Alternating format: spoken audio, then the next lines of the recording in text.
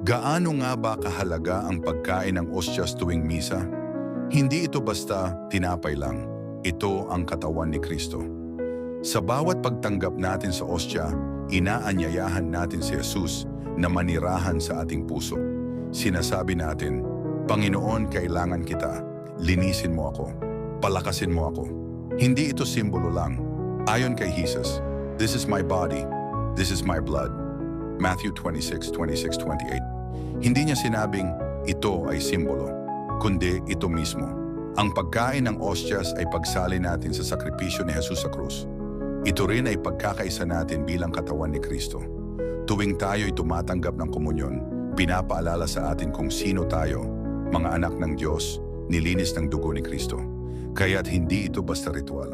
Ito'y biyaya, ito'y buhay, ito'y si Jesus na yumayakap sa iyo.